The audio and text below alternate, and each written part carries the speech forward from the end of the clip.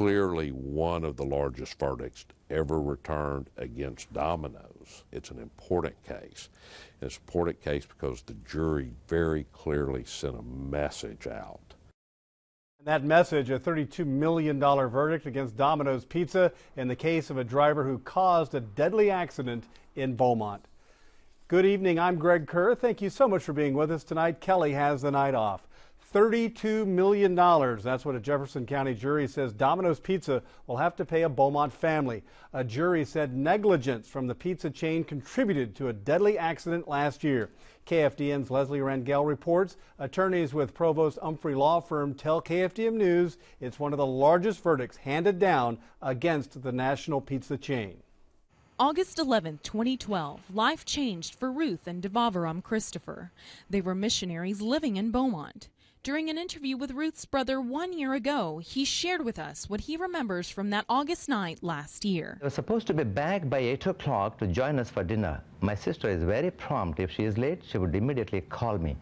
I didn't get a call, and I started worrying right at 8 o'clock. A driver from this Domino's Pizza franchise on Dowland Road was delivering a pizza. It was raining. He had a bad tire. He lost control, hydroplaned into the oncoming traffic, and slammed into the Christopher's vehicle. The attorney says the delivery car tires had no tread, and the driver was rushing to meet what Chip Ferguson says is a 30-minute delivery policy from Domino's Pizza, including no more than a 9-minute drive time for the delivery drivers.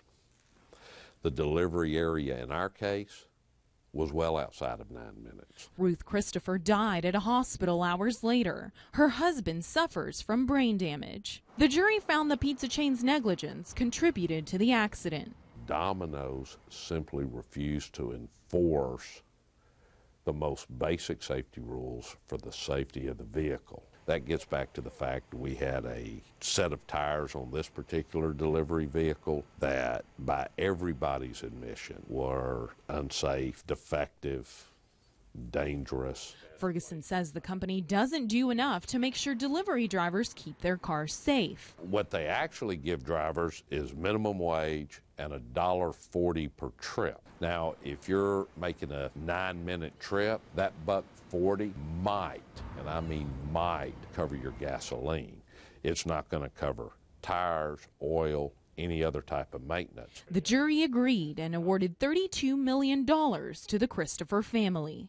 If it's too easy for Domino's to write a check to cover up a safety problem, then the problem never gets fixed. Hopefully, a verdict in excess of $30 million, maybe that will get their attention.